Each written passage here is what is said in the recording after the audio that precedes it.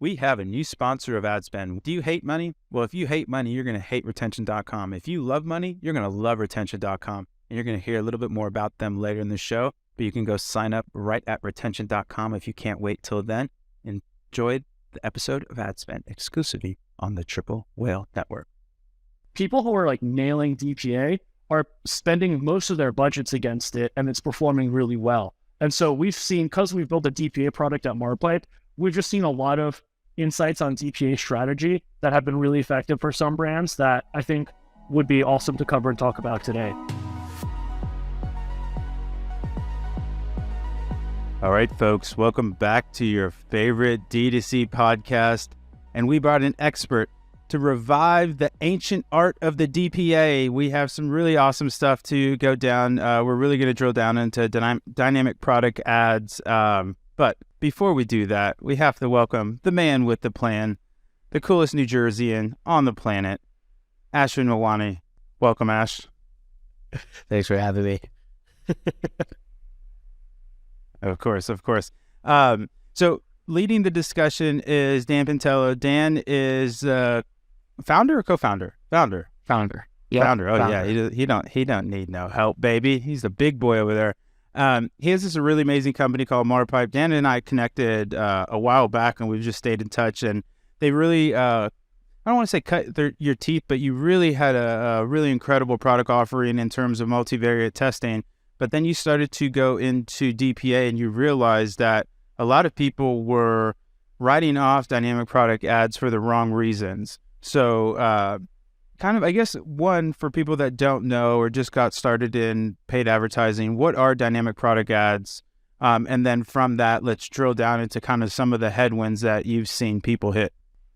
Yeah, totally. Thanks for having me, guys. Ash, I'm over here enjoying my Oddly bars that you guys ship over to the office. These collagen. You're getting me in trouble, Everybody gets the peanut butter bars, but Rabba, unbelievable. He knows those are my favorite. Unbelievable. We got the rare discontinued Reese's flavor. Unreal. Rare. These are very rare. These are a commodity Very now. rare. The resale value of these very high.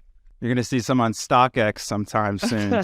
Unbelievable, this guy. That's what I'm scared to send you, Rabba. I feel like I'm going to find them on StockX, like, immediately. I love it. Amazing. So okay. Dynamic product ads, right? Let's talk about DPA. What is DPA for folks who might not be familiar with the format? It's a media type, just like image ads or static image ads, or like video, right? Essentially how it works, really to boil it down, is if you have products or any form of inventory, like for instance, if you're a travel company and you have a bunch of like flight deals, or you're a gaming company, it's not specifically for SKUs alone. But if you have inventory of offerings of any kind, you have a catalog.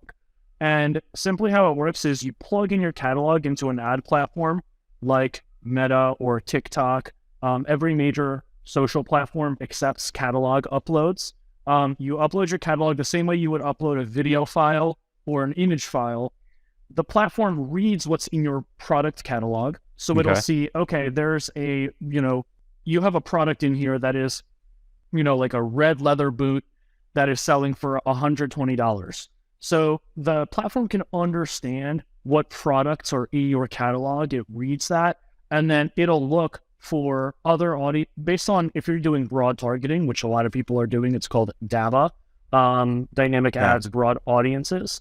It'll automatically be able to see what other people are looking for, red leather boots that are $100, and it'll serve your product to people who are already looking for similar products. Yeah. Right. And so in reality, like how it ends up looking is you plug in your product feed, you say, go crazy, Facebook, show this to the right people who you think are looking for things like this. And effectively the creative that comes out of it, like the ad experience that they see, is just that product image from your catalog. Right. So it'll be like that same picture of that like red boot that's on your Shopify product page will be the actual image that they see. And so this is a really popular ad type. And so we've all seen this natively in our feeds. When you're scrolling through your feed and you just see that like just straight up row of product images, those are dynamic product ads, DPA. And I think like what's really interesting is like DPA is bigger than anyone thinks. Like when I talk about how actually pervasive DPA is, people are usually shocked to hear that like 1/4 of all digital ads on paid social in 2022, 1/4 was dynamic product ads. Like this is That's a huge stat. category. Okay. And I think it's like criminally under talked about, right? Like most major retailers and most DTC brands are relying heavily on DPA as a workhorse in their ad account, right? And I think that a lot of folks don't really like it's, you know, if in the podcast sphere and in the Twitter sphere, right, we're often talking about like crazy new deep like strategies for UGC and like and there's like all these other topics, and rightfully so, like that dominate the conversation. But like a lot of people aren't talking about like DPA strategy. And we've seen that like in a world where, you know, in e-commerce and DTC, your main moat is operational excellence. And in a world where like DPA is pretty complicated to set up, there's a lot of ways you could go wrong. And there's a few really good tactics for how to nail it. People who are like nailing DPA are spending most of their budgets against it, and it's performing really well. And so we've seen, because we've built a DPA product at Marpipe, we've just seen a lot of insights on DPA strategy that have been really effective for some brands that I think would be awesome to cover and talk about today. Yeah, I love all that. I want to get your thoughts, Melwani, but the first biggest kind of question I have, and so to give people that too long didn't read, you can have carousels, you can have single images. DABA is also really, really effective if you can get it to work. For those, I think the kids might get this reference. I mean, essentially Wish.com was built off the back of DPA ads where you would see just the most random, like, and it makes you think what's going through, like if you spend enough money, do you get to circumvent a lot of Facebook's policies? Because some of the stuff they were promoting, you're like, what? How did this get greenlit? But before I jump into Ash, because I want his, the biggest pushback I hear on DPA is I don't have a lot of SKUs. Can you still succeed if you say you have 4 to 6 SKUs or something like that? Would you still encourage somebody to try DPA, Dan, or is there like a SKU threshold, like a limited number of products where it's like you need this kind of floor of products where you need at least 10 products or something like that to really get the most out of DPA, or is that a misconception? No, it's a misconception. So, okay, I will say with a it's a misconception with a caveat. The more SKUs you have, generally the more effective DPA becomes, okay? But having a low amount of SKUs doesn't mean you can't find incredible success with DPA, because it's inherently a different type of ad format that feeds different information to the ad platform. So when you upload an image file or a video file, it's totally different than uploading like your 7 SKUs, or maybe even just your 1 hero SKU, where you have all of this other information that you're giving Facebook that allows it, the algorithm, to target and act differently, right? So for that reason, everyone should be experimenting and trying DPA regardless of the SKU count. But of course, if you've got tons of SKUs, it's going to work even better. Yeah, that's fantastic. All right, Melwani, take us away. Let us know your thoughts. Are you guys running any DPA? How do you approach it? How would you fold it into your marketing strategy? Yeah, I think for us, for the longest time, we weren't able to run it just because we were supplements. And so like our catalog, whenever we would upload, things would get rejected and things like that. Interesting. And I think it was because we were misclassified on their back end as like pharma. And so we went through like multiple reps who were unable to kind of like transition us to like health and beauty. Actually recently we were able to kind of get that unflagged and start running some of this stuff. And I think in the best use case that we've seen has been just lower the funnel, bottom of the funnel, you know, retargeting ads, kind of just sticking up the whole catalog. Just because we have so many SKUs, it's hard to kind of, you know, set up different funnels for each product. So it's kind of like, hey, go and show what the last thing, you know, your standard practice, right?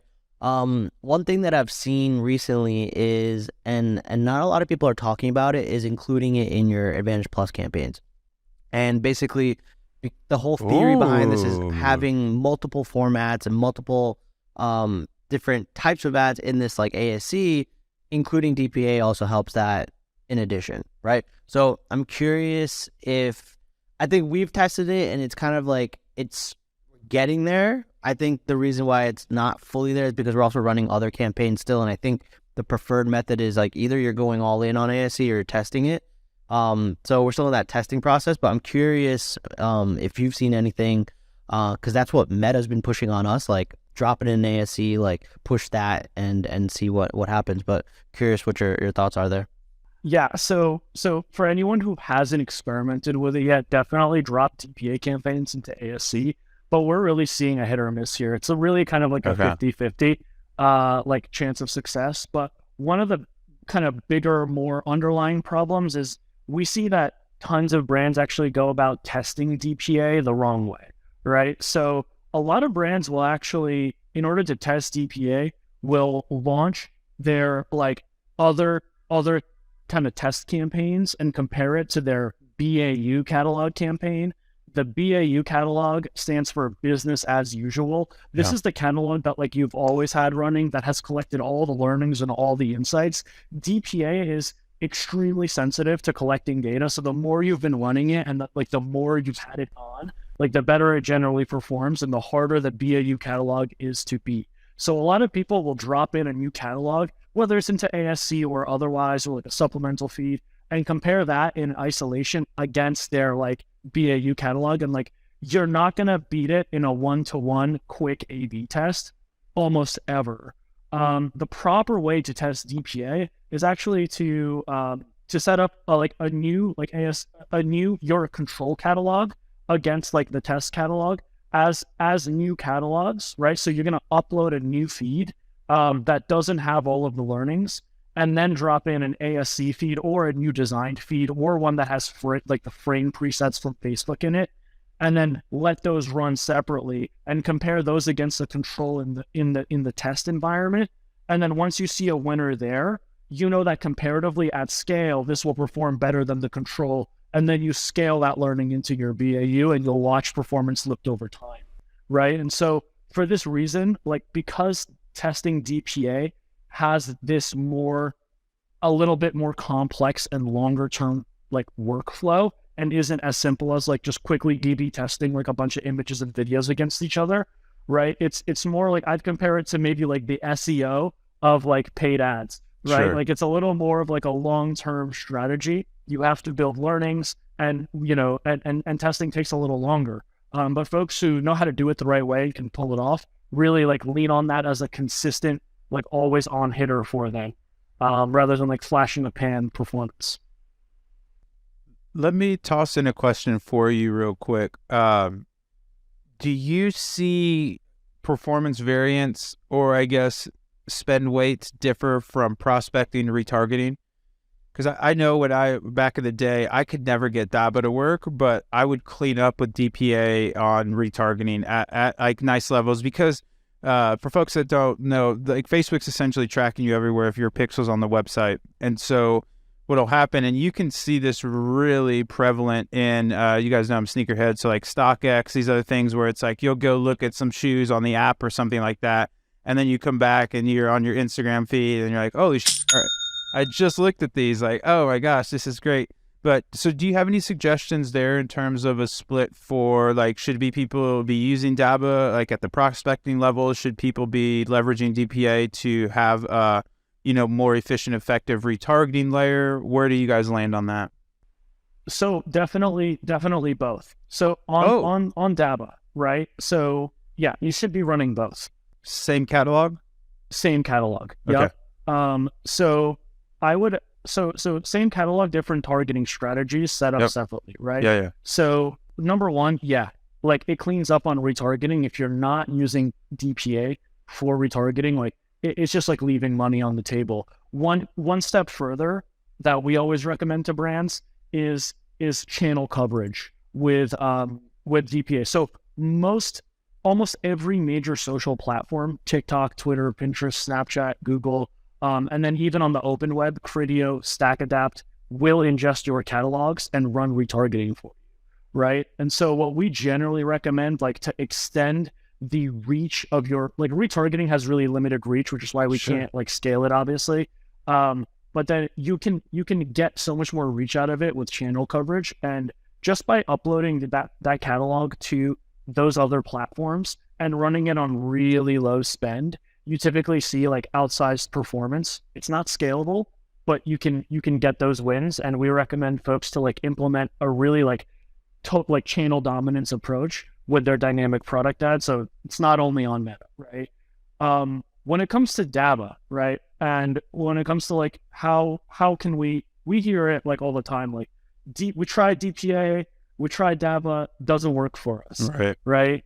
I mean, that's like saying, like video ads don't work for us, right? Sure. Like there are, it's just likely that the way you've set it up or what you've tried and tested hasn't worked, but that doesn't mean that the ad format itself can't be successful for you, right? One of like the crazy parts is that we see so many direct-to-consumer brands who end up crushing it with DPA, who initially come to us and have like really basic like setup mistakes in the setup of their feed. So for instance, like they might, not be using a PIM, right, which is a product information management system, and instead might use like the native like Shopify Facebook integration, which seems like an obvious move. Like, why not use the native integration? Shopify knows what they're doing, right? Shopify themselves recommends not to do that because when you connect the feed directly to Facebook, it creates a different product ID, which disconnects the learnings from the pixel and prevents the transfer of a lot of catalog data over into Facebook, right? So like, they're like, oh, use this free PIM plugin that we have. They themselves recommend against the native integration and using a free plugin called Flexify, which is like a really lightweight PIM. There's this whole $1 billion industry of PIMs that like literally just exists as service e-commerce providers that essentially is like the source of truth that connects like your warehouse data, your POS data, and like, your product photography, translation stuff into this place that you can then, into a database. There's essentially a spreadsheet that you can then connect to like your Shopify, your storefront, your third-party marketplaces like Amazon, wherever else you sell, and ad platforms, right? You should be using a PIM and make sure that like everything there is really up to date and you have an optimized feed for ingesting into ad platforms to best inform them about what your product is. So like you should have columns in there that are like, those like super SEO optimized, like keyword descriptions. Like those should be those really actually help DABA, right? Because you're teaching the platform so much more about what your product is, right? So something like that, where like you'll import it with the wrong columns or something, just basic like setup mistakes often always result like totally disqualifying from seeing success with DPA right off the bat, right? So like it's almost to the point where we were thinking about rolling out like a like feed audit, DPA audit, like as a service thing, where we just like we have a DPA expert who looks at your setup and confirms that like, you're all set, because we see so many problems happen at that stage. Total aside, I think managed services with proprietary tech is going to be the path. Sorry, go ahead, Ash. Yeah. So when you're saying like, okay, you have to kind of optimize like the feed, and whether that's like almost like you're optimizing your Google feed, right? Where you're enhancing SEO and things like that. How often should you be kind of making changes? Like, how do you know one version versus another, like, could be better or not, So, like, I don't know if there's a way to, like, A/B test certain things where you're seeing more efficiency. What are your thoughts around that? Yeah, I mean, so testing feeds, it was historically, like, confusing for a lot of people, because it's like, well, once we set it up and upload it, what else can we do? Like, what other levers are there to pull? Like, once the setup is optimized, like, what next, right?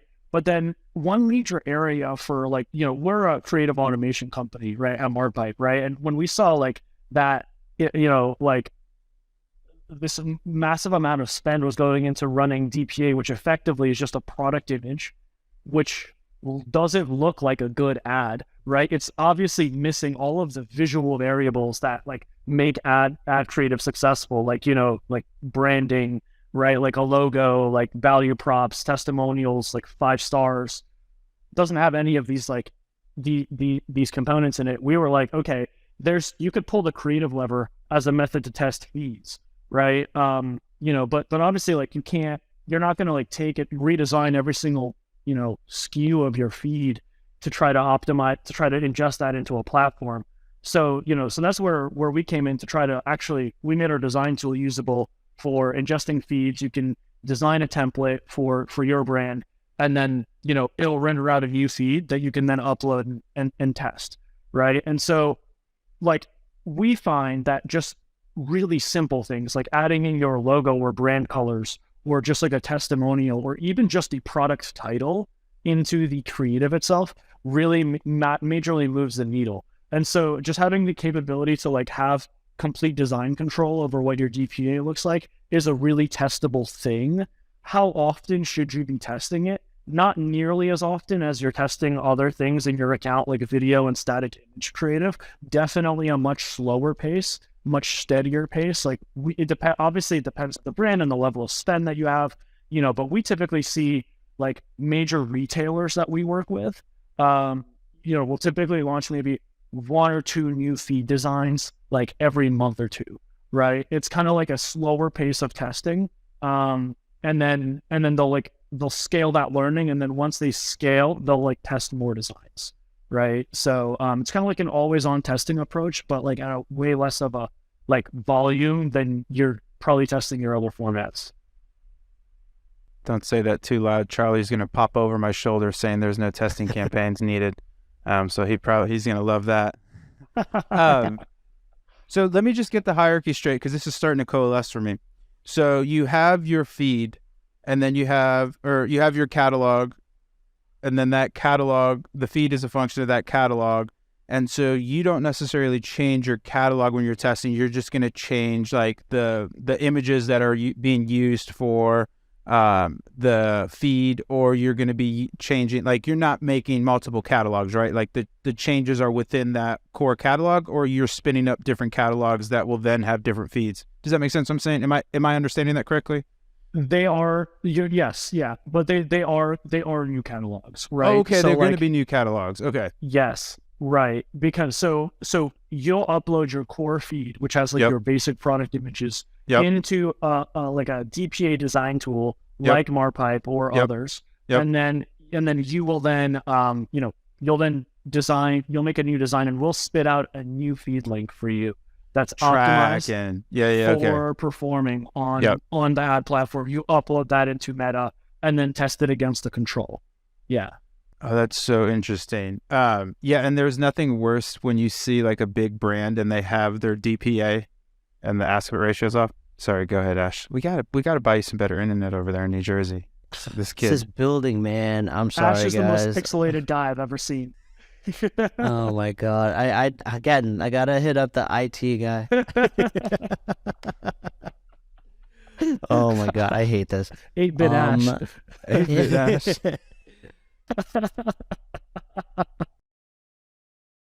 Retention.com isn't just sponsoring Adspend, and Retention.com isn't just there to help you grow your email funnels. They're also an amazing resource for marketers. Check out their podcasts, check out their YouTube channel, check out their resources, including the 5 fundamental marketing flows you need to grow. Get all of that at Retention.com. The link is in the description below. So when you're running these catalog ads, right? On like a, I guess, level of spend throughout different products, right? If you have products that are not spending as much or getting any scale, right? Is there any benefit in terms of optimizing that catalog and removing certain products, or is there no harm in letting everything kind of run at the same time? Yes. Great question. Yes. So this is where supplemental feeds come in. And so, like, for instance, one of the biggest areas of DPA arbitrage that we see where brands and retailers like win really big is by like uploading like collections and particularly like sale collections, right? So if you're running we've got Memorial Day weekend coming up, okay? We've got a bunch of brands who are like, these are the items that we have we're doing our men's collection for X% off on Memorial Day weekend. You can upload that as a supplemental feed with a specific design custom to Memorial Day sale in the DPA and the specific price strike through for that sale, which you don't need to design at all. It filters in dynamically because it's connected to your PIM, which is your source of truth, right? Which is live updated, and will show that like live the sales that are live on your site in the DPA when you make a separate collection. We've almost never seen an example of like a flash sale or catalog promotion where you create like a supplemental feed that is just bucketing those into a separate sub feed. We've almost never seen that like not do really well, right? Like that is like a kind of usually an easy win for brands that are running like sales against particular collections. And it's like I feel like it's under talked about, right? Like the good operators know to do that. But yeah, when we bring this idea to a lot of DTC brands, they're like, oh, great call, right? Good idea. Didn't think of that, right? And it just becomes part of the strategy. Well, and you start to use it almost like a collections page, if you will, right? Because you can have up to 10, I believe 10, right? 10 products in a carousel. So like now I get 10 swipes at you. And again, not to hammer the StockX too much, but like that's what they'll do is they'll have like 5 to 7 things that I'd already looked at, and then they'll sprinkle in like some just rando stuff. Question for you, Dan. So with all this, because when I was running DPA ads, we did something similar where we would so we had like the Big Daddy catalog that we tried to get to work on DABA. And then we had essentially like our hero products. So we put our top sellers in a collection, and that actually did really pretty decent for us. So how many feeds do you suggest people make? Is it, so like with Marpipe, it's super easy. I just say, hey, I design it, I do this thing, and then you just give me that XML link or whatever it's, and then I toss that into Facebook. Facebook's happy, I have a new catalog, and then I spin up some ads against it, or like, so I guess the first question is, what's the workflow to set up this feed? What should people really be concentrating on? And the third, so I guess 3 questions. And then the third question is, how many feeds do you recommend? So you have the sale feed, the general catalog feed. Just give me some color there.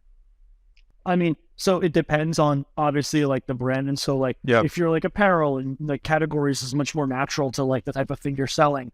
Or if you're like Obvi and you have like your powders collection and your bars collection, right? Like that lends itself more to having multiple supplemental feeds and different collections, right? So like a travel company, probably has way less kind of collections, right? But then you've got, like when it comes to designing new catalogs, uploading those new catalogs to test, and, all the different as far as the DPA design is concerned, right? Like we see that like the catalog page in that meta ad account of like a really good DPA advertiser almost looks like their like creative library. You know, when you're uploading videos or images, there's like a bunch of options, like a bunch of catalogs that include supplemental feeds and different designs, right? And so to get to the nuts and bolts of it, when you're setting up like a new test, right, you can create like an ABO campaign, right? Where within one ad set, like you can roll out like a control feed, which is not your BAU feed, but like a new feed upload that's clean, that's a control against like, 2, 3, 4 like designed, designed catalogs that are promoting, that could be more like they're like evergreen, right? That have just like your brand or whatever it is. When it comes to the like flash sale or something that's timely or super seasonal, right? We just recommend just like don't even test those, like spin those up, roll those out, get them out there, right? Because testing could take a while, and typically like Memorial Day sale, how long are we really running creative for Memorial Day sale? So that has like a different approach. Isn't sort of like this ABO, like run it, test it. It's just kind of roll it out there and just watch it. Hopefully just do really well. So yeah, that's kind of like the tactical setup. So good brands have tons of like different catalogs in their like what we like look at as like a catalog creative library. Yeah. No, that makes a ton of sense. So after hearing all this stuff, Ash, what are the takeaways for you in terms of tactics, implementation? How are you seeing how DPA would or DABA would grow and start to be integrated into Avi, or are you still gun shy from it? I think to your point, using a service like Marpipe or something similar where you can essentially stand out, right, and maintain brand identity, right? Like for us, imagine, instead of the white background, we have our pink, right? And, adding in some of the elements that we're running, maybe even like cashback offers or whatever it is, right? Something that you can kind of stand out from the rest of the crowd. I think that's something that I would love to implement. And like to your point, I never really thought of it of kind of running catalogs against each other, right? It's almost like you have one, and then that too, like to your point, I've been setting it up through that native Facebook integration with Shopify, which I just found out sucks, right? So I think that's one thing where maybe we weren't seeing the greatest results. So I think after hearing this, a couple things that we'll be doing is obviously getting Flexify or something like that, and retesting it, but also having that that way to stand out is, I think, why people that you're, especially brands that you're probably working with, are seeing success versus like, hey, we set it up, nothing really came from it, and it's like, all right, back to business as usual with creative testing. But I love it, honestly. I'll throw in like a few really quick tips on creative variables that we've seen drive the most difference. Number one is incorporating buy now, pay later prices into your DPA. So anyone using like a Klarna or Afterpay, right? So actually, little notice back, Klarna actually had a product specifically for this because it worked so well. Klarna actually used to offer a tool where anyone using Klarna can render out a catalog with just the buy now, pay later price for your individual items in a feed you could upload to add to platforms, right? Interesting. They've like recently, tech hit the wall and everyone did layoffs and everyone laid off all teams that weren't deemed essential. And so that product went away, but I mean, they invested in it because it worked really well. We see with our tool, you could dynamically insert for any product you're serving the buy now, pay later price, which it feels kind of like cheating, like you're running a major discount, like you're promoting a majorly discounted price without actually running a discount, right? So we see buy now, pay later overlays work really well. We see like as seen in logo placement work really well. So like if you're covered in press, like as seen in HuffPo and BuzzFeed, like that really moves the needle. The social proof stuff under that same umbrella, stars, like just throw in 4.7 out of 5 stars, right? Yeah. Whatever that product rating is. And then like really brief and simple testimonials, which you can all of these things, use your feed information to dynamically insert into the dynamic product ads you serve, so that they're like accurate to the price of the product and the testimonial for that specific product. I'm curious if there's like, for low-hanging fruit, overlaying, because we have a rewards program, right? And our engagement rate on that is pretty high. So I'm curious if maybe like an overlay of, again, low-hanging fruit, setting up a catalog to your VIP customers who probably have like solid bank of rewards points, and kind of overlaying like, hey, claim this for X amount of points or something. That might be some way to maybe incentivize the rewards program, or, get some people to cross-sell some products or whatever it is. But curious if that's if anybody's tried that.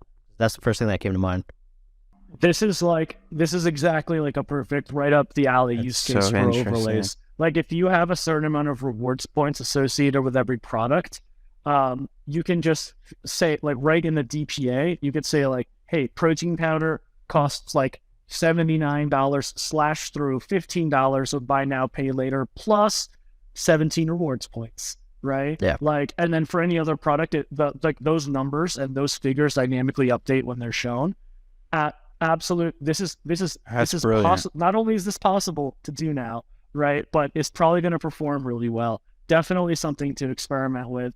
And one thing I'll throw in as a caveat is I think DPA strategies like this are only going to accelerate and become more proliferated and pushed by Facebook, because with the rise of Facebook Shops. I was just going to ask you Meta's going to be requiring every purchase to happen in the app eventually, right? They're like phasing this in. They've announced this. This shouldn't be a surprise to anyone. They want to close the loop, and they want all the actual commerce and transacting to happen in the Instagram and Facebook apps themselves, right? As you close that loop and as shops experiences get more built out, DPA is only going to become more and more effective. So people who get their strategies and tactics on DPA right now will see like the rising tide of Facebook shops coming in, and that'll be a format that's really going to thrive.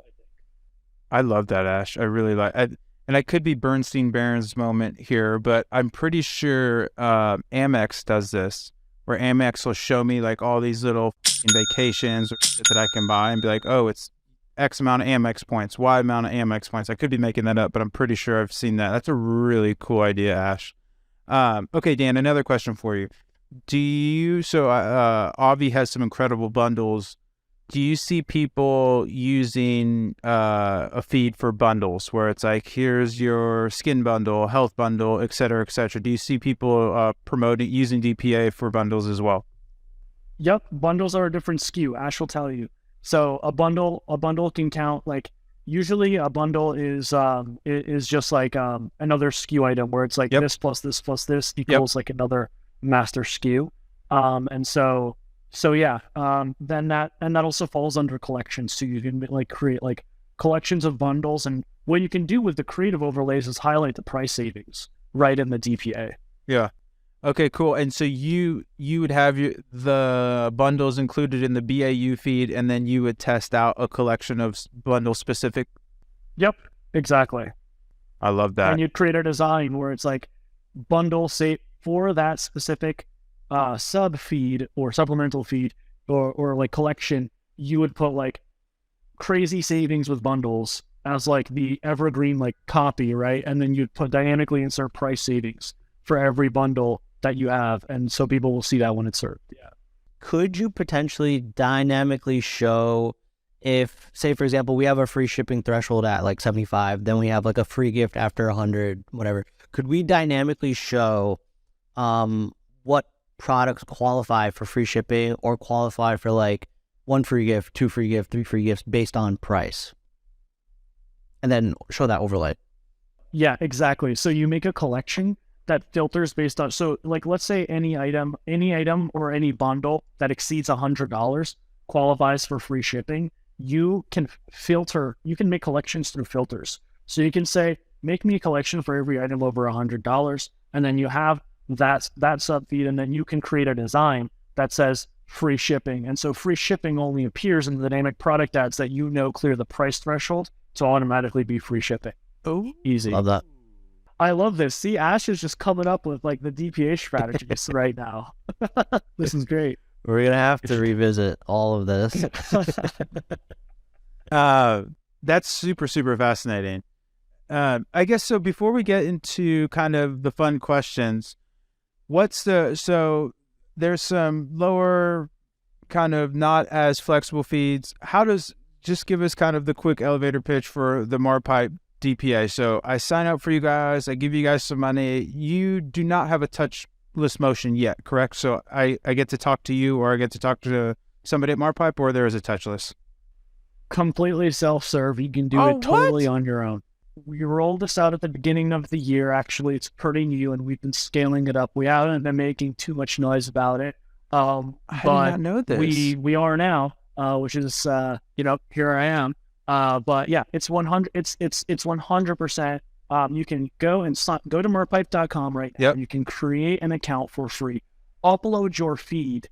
Then within minutes, you can pick from a bunch of our preset templates that we've designed that work well for most product feeds, and see what your feed could look like under these different like templates that we have. You can then open that up and edit it however you want. You have full design freedom, right? So imagine it's like your product image is like a placeholder. Yep. You can click auto crop backgrounds from all of my feed, because all your product images have white backgrounds. Right. Click a button, auto crop the backgrounds from all of those. Throw in your background, your pink, the obby pink to make it pop, right? Then you can like type in some copy and some text. Then you can insert like placeholder for price, and you can have full design freedom to make whatever designs you want as if you're designing it like a static image ad. Interesting. And then just click render out new feed.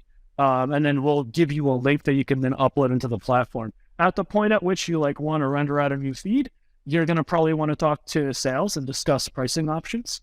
But up until that point, 100% you can play with it all you want for free on your own. And so, yeah, that's how a lot of folks are getting started today. Interesting. And you have, and you support, like you said, so you've seen people because when I was doing this, I think I was hacking it together, doing some crazy thing. And it was so frustrating because and I don't know if this has been standardized or not, but like Google wants certain parameters, right? Like Facebook wants certain parameters, TikTok, and you guys just do all of that for me. Yeah. When it comes to feeds, you're not going to need to worry about that. Yeah. It's amazing. I ran into the issues that you were always talking about where it's like, I had one feed set up perfect for Facebook, but then Google was yelling at me because I put in the wrong thing or it was classified. Like I kept running into all these headaches and I was like, dude, I just want to make a feed. I just want to run some ads. That's amazing. I want to go back to one little thing that you said there, and it's a little bit of a SaaS tip, but we have some people that straddle SaaS and D2C. Can you tell me the story about you adding your SSO with Google and how that actually affected and impacted Marpipe's business? Oh my God. Yeah. So, we are like obviously trying, right? Like we rolled out enriched catalogs fully self-serve. Yep. Like for instance, there are some products out there, like Stitcher, for example, right? That are like a heavily enterprise-based product. You're going to need to talk to sales. You're going to need to have them implement it for you. There's a lot of built-in services, and it starts at $12K a month on an annual agreement, right? We were like, this is like DPA, like good DPA and design DPA, we call it enriched catalogs, shouldn't be exclusively limited to people who are willing to pay that amount, who are like the pretty much just Fortune 500s, right? Yeah. We want to like lower the threshold. All DTC brands, people with not a lot of SKUs should be able to have like freedom to access this and do it on their own. And so rolling out a totally self-serve experience was like a huge product priority for us because we saw the demand is really high in this category. It's easy setup. It's an easy win. It's like a set and forget performance thing. And like most people can't access like any of the sort of like really up there things for it that require a bunch of people. So like, let's make it easy and self-guided. So we're like rolled it out, and then, we're sort of figuring out how to optimize our sign up funnel. Right. And so, in the sign up page on Marpipe is just like enter your work email and your first and last name. Right.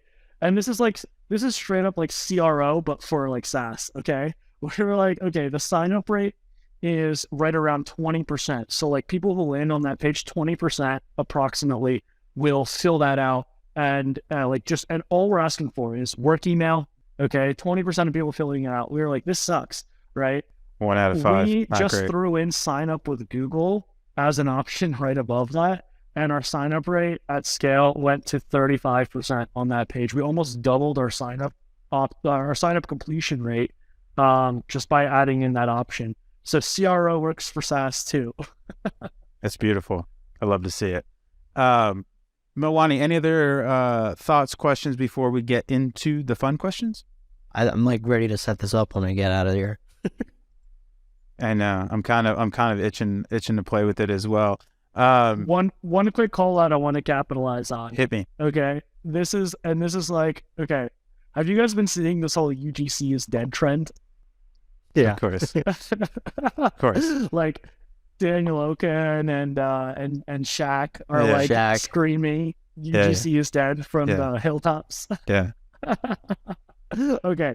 I decided to like look up, I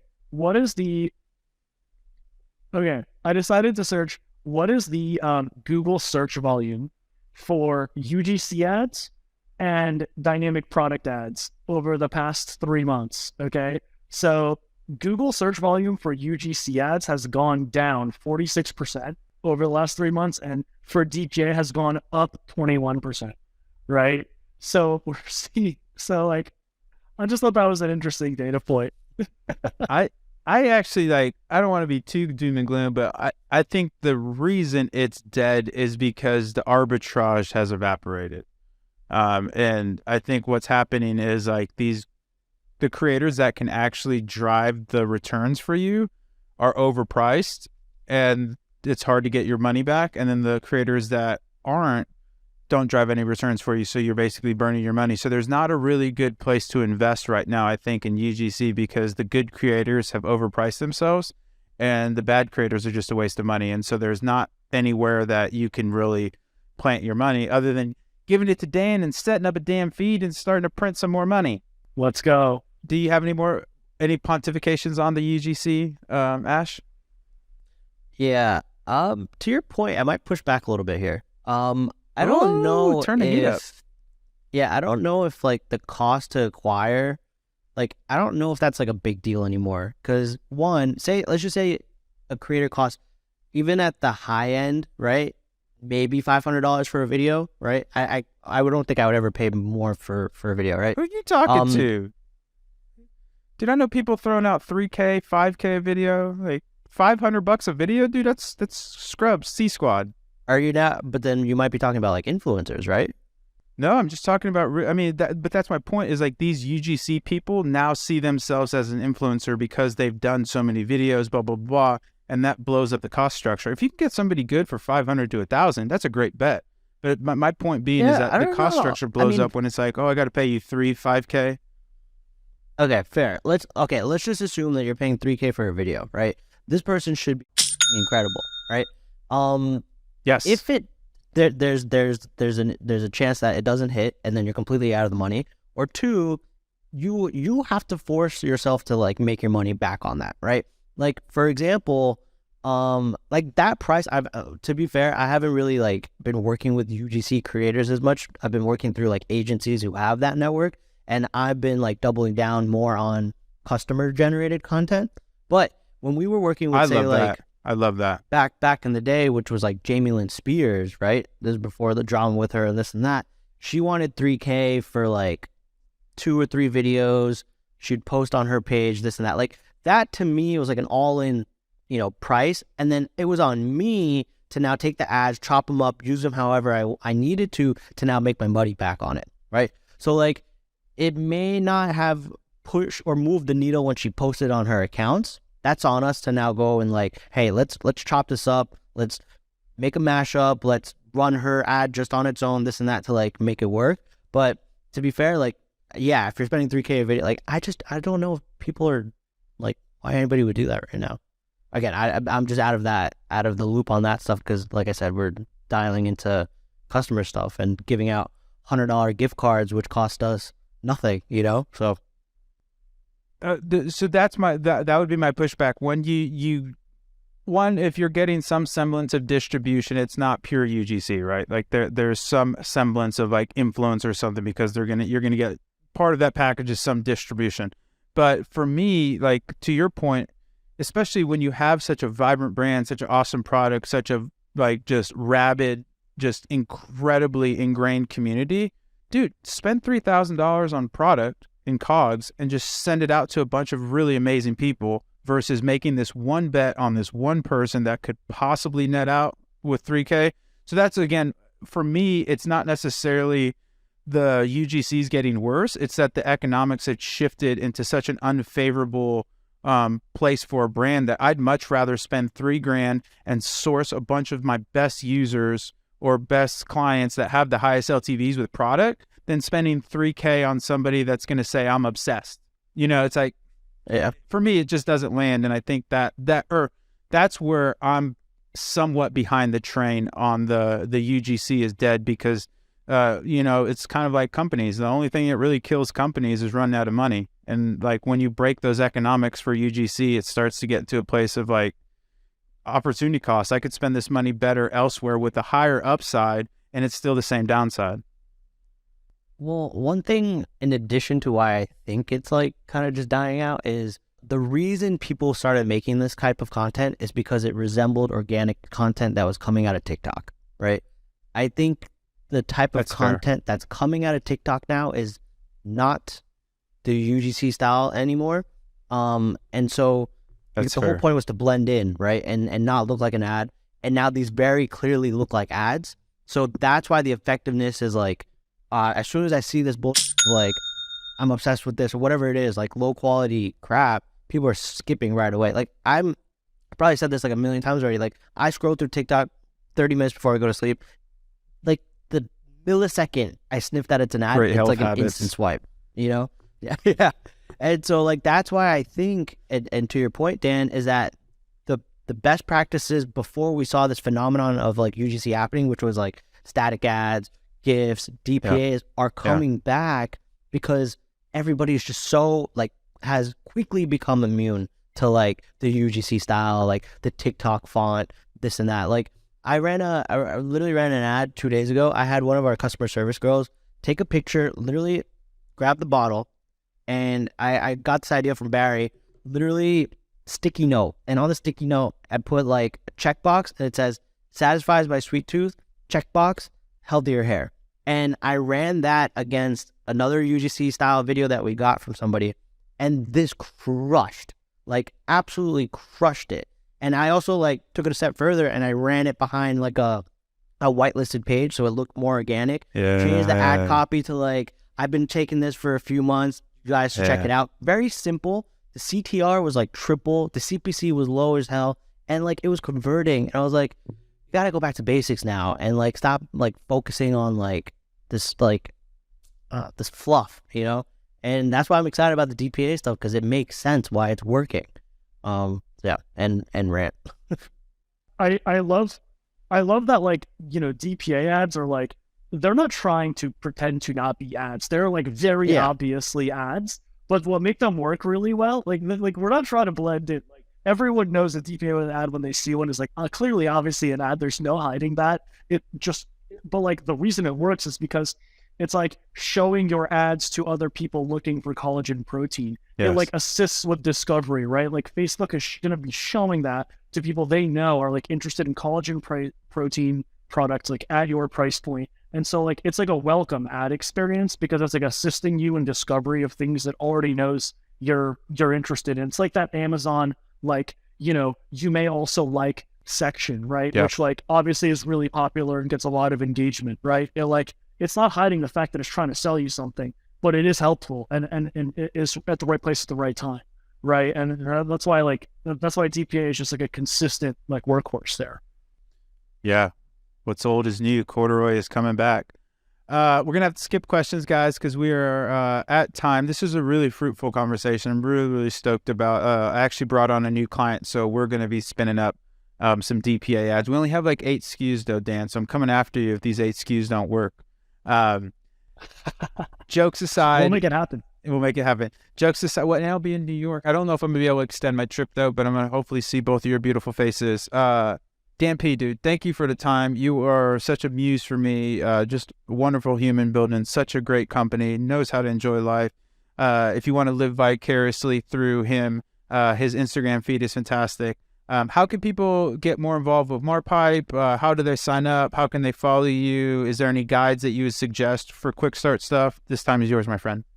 I'm on Twitter at Dan Pantelo, talking about DPA strategy. And then, of course, you go to marpipe.com. We've got you'll see our YouTube channel there, which has like tutorials step-by-step on how to get started with DPA, how to avoid the most common mistakes with setting up DPA, how to test feeds, step-by-step guides on all of that. And of course, right there on marpipe.com, you can sign up with Google to our product and try it yourself for free and see how it works. So thank you guys for having me on, Rob Ash. This is awesome. I remember I got into your podcast and have been a loyal listener ever since you guys had Dylan Ander on. Let's go. He dropped all of those split testing bombs, and then like it went totally viral on Twitter. That was the first in person. And I was like, dude, I gotta research a ton of stats to like to try to like one up like Dylan's knowledge bombs. I don't think I quite might have lived up to it because he's a different species. He's a beast. He's a different species. But ever since then, I've been hooked on it. So thank you guys for having me on. This is awesome. I had a lot of fun. Let's go. That's amazing. And we also, I saw you looking at your mute button. Never Never be ashamed of that beautiful New York City ambiance, baby. A little trash trucks and cop cars never hurt nobody. Let people know. It's true New York. I loved it. Excited to see you in Siren City soon. It's it. Yeah, no, I love your office. Your office is just so, it's perfect. Speaking of, I was scrolling through and I saw actually a DPA ad for a vitamin shop. And I was like, hey, you know what? Why don't I drive to this vitamin shop? And then I got there and I didn't know what to do. I don't know what compelled me to get to this vitamin shop. And then I thought to myself, what happens when I get to a vitamin shop? And then my boy Ashwin Mawani's voice popped in my head and he was telling me to do what? You walk into that vitamin shop and you look that cashier dead in the face and you say, where is Avi? And you pull out your phone and you're like, I got this Marpipe ad and I need to find this immediately. And so he takes you to the beauty section, Rabba, and he says, here it is, take it and go. And you walk out of there and you are now beautiful. But yeah, outside of that, the best close of any podcast. I'll die on that hill. But yeah, follow me at Ashwin Mawani on the Mentor Pass. Season 2 of Chew on This starting in a couple weeks. Have some really cool guests. So check it out. Amazing. Yeah, get with Ash on Mentor Pass. Go get you some DPA action.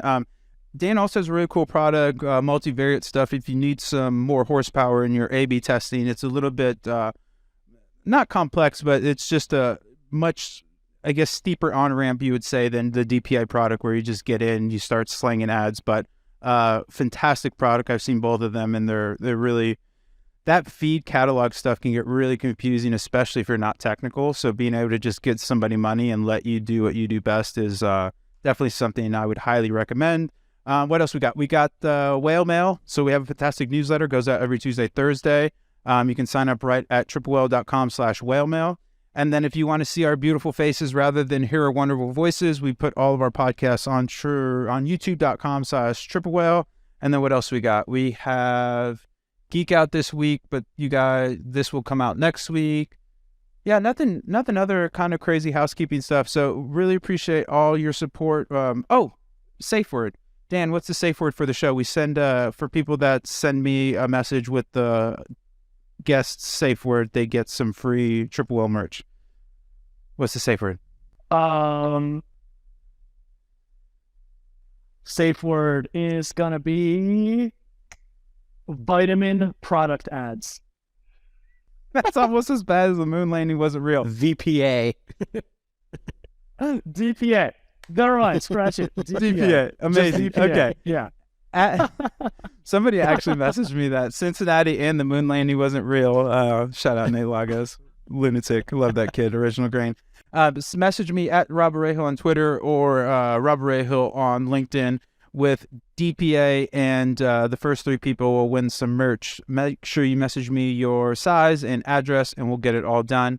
Dan, dude, thank you so much. This is so awesome. I'm so glad you're kind of spreading the gospel and helping people make more money, because I do think that DPA, especially as the algorithm starts to gain more and more signal. Like, my Instagram hasn't been sensational for the last 3 to 4 months.